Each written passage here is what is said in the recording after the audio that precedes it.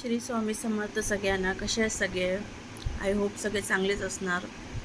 सगळ्या स्वामी भक्तांना माझ्याकडून खूप खूप शुभेच्छा. लवकरच स्वामी प्रकट दिन येणार आहे. सगळ्यांनी स्वामी भक्ती करा. चला आता आपण बीबी मराठीबद्दल बोलूया. आपला रिव्ह्यू स्टार्ट करूया कालचा एपिसोडचा. संडे झाला, मंडेचा एपिसोड सुरू झाला आहे मस्त गाणं वाजून. त्याच्यानंतर आपल्याला बघायला भेटतं दीपालीजी खूप जास्त त्यांच्यामध्ये आईपणा उमडून येत होता प्रभूसाठी, कारण का राखीसोबत राहून त्याला खूप ऐकायला लागलं होतं. पण मला एक गोष्ट बोलावीशी वाटते की त्यांनी याच्या पहिला पण चोरी केली आहे दीपालीजी, तर तुम्ही असं नाही बोलू शकत की राखीमुळे त्यांनी जे केलं आहे ते केलं. तो जो पण करतो त्याच्यामध्ये त्याचं स्वतःचं पण डोकं असतं, तर त्याने राखीमुळे काहीच केलं नाही. हां, राखीमुळे त्यांनी दिसायचा प्रयत्न नक्की केला आहे, कारण का सगळ्यांना माहिती आहे राखीमुळे आपण दिसू शकतो. सो त्याच्यामध्ये त्याची चुकी नाही आहे. तर मला असं वाटत नाही की तुम्हाला राखीला बोलायला पाहिजे किंवा इतकं बाव केलं, कारण का एक चोरीमध्ये तुम्ही मदतसुद्धा केली आहे. आणि जे पण तुम्ही बोलले शपथ वगैरे, तर आम्हाला व्यवस्थित माहिती आहे की त्यांनी काही शपथ वगैरे दिली नव्हती, काही असं गोष्ट नाही झाली होती. सगळ्या ऑडियन्सला माहिती आहे की तुम्ही ज्या गोष्टी बोलत आहेत ते बरोबर नाही आहेत. सो त्याच्यामध्ये तुम्हाला एक मुद्दा हवा होता आणि तो तुम्ही काढला. त्याच्यानंतर आपण बघितलं ससा आणि तन्वीमध्ये पण एक मुद्दा होत होता. आणि आणखीन एक गोष्ट जी मला नाही आवडली आहे विशालबद्दल. हा कोण आहे जो तन्वीच्या आणि राकेशच्या रिलेशनला जज करतो आहे? मला सांगा, कारण का ते लोक भाव त्यांचं रिलेशनच असं आहे की ती लहान आहे, तो मोठा आहे. त्या हिशोबाने त्या लोकांमध्ये तेवढी क्लोजनेस किंवा त्या लोकांचं तसं रिलेशन आहे की ते लोक त्या गोष्टीला मेंटेन करू शकतात.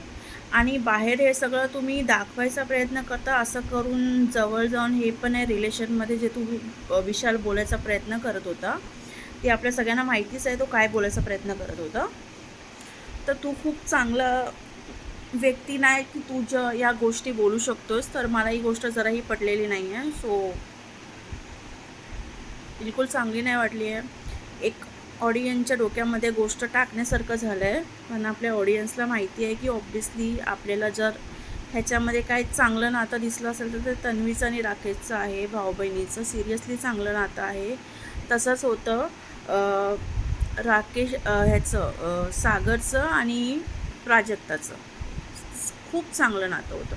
बस त्या लोकांमध्ये एज जे होतं ते सामान्य नॉर्मल होतं, त्यामुळे ते इतकी मस्ती कुस्ती करू शकत नव्हते.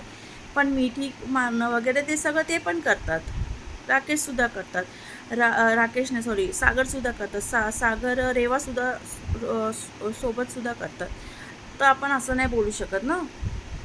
सो मला असं वाटतं हे खूप चुकीचं आपण ऑडियन्सपर्यंत पोचवतो आहे, कारण का त्या दोघांचं तसं नाही आहे हे सगळ्यांना माहिती आहे. आणि तुम्ही ही गोष्ट प्लीज डिस्कस केली पाहिजे भाऊच्या धक्क्यावर की हे सगळं बोलणं चुकीचं आहे.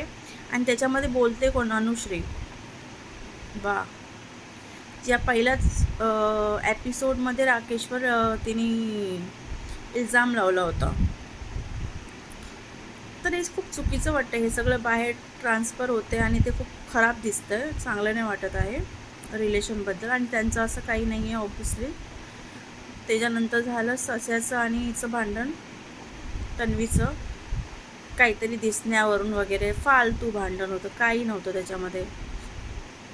तिला वाटतं सस्याला जळण होते किंवा काय, आणि ती अशी होती हां माझ्याशी बोल, तुला उंच व्हायला लागेल वगैरे वगैरे. काय तन्वीनी डायलॉग मारला, माझी हाईट छोटी आहे पण मी खूप जास्त काहीतरी स्ट्रॉंग आहे वगैरे काहीतरी असं बोलली ती.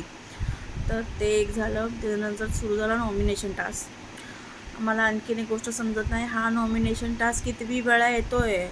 ह्याच्या गळ्यात त्याची फोटो, त्याच्या गळ्यात ह्याची फोटो. हा टास्क मला वाटतं रिपीटेड झाला आहे खूप. काय वेगळं नाही आहे बिग बॉस तुमच्याकडे? आणि फोटो पण तुम्ही काय देतात आहे, कुणाच्या गळ्यामध्ये कुणाची?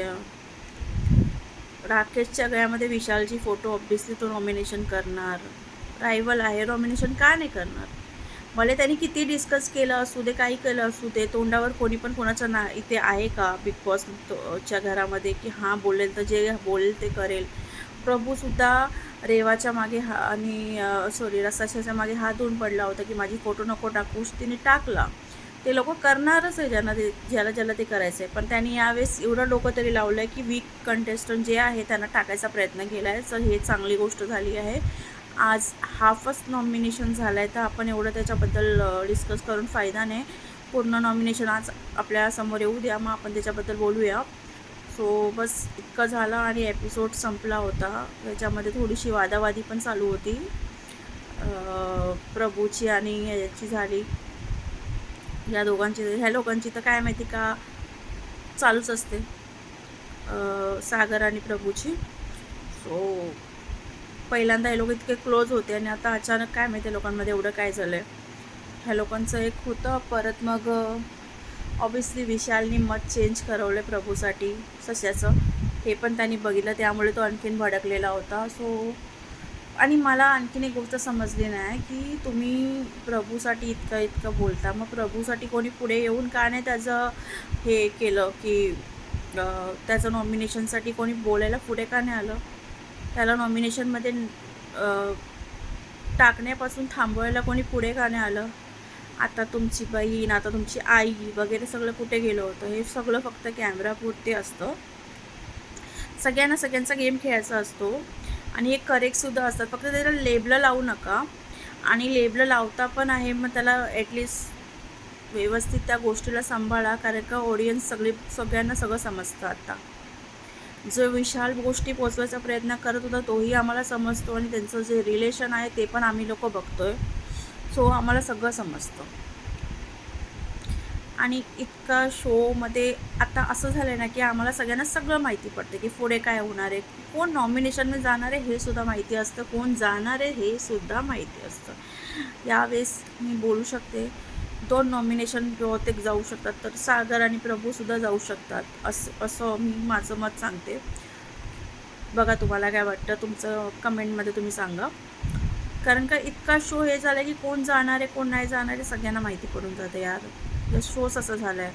नाही तर काहीतरी असे जुने वाईल्ड कार्ड टाका, ज्यांचं तुम्ही लवकर संपवलं त्यांना तरी टाका थोड्या टायमासाठी बिग बॉसमध्ये.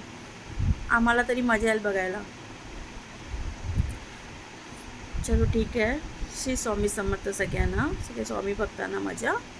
तुम्हाला रिव्ह्यू कसा वाटला प्लीज सांगा, कमेंट करा, लाईक करा. लाईक नाही आहे तुमचे, कमेंट नाही आहेत, मला कसं समजणार. तर प्लीज कमेंट करा, लाईक करा. Thank you so much. Shri Swami समर्थ.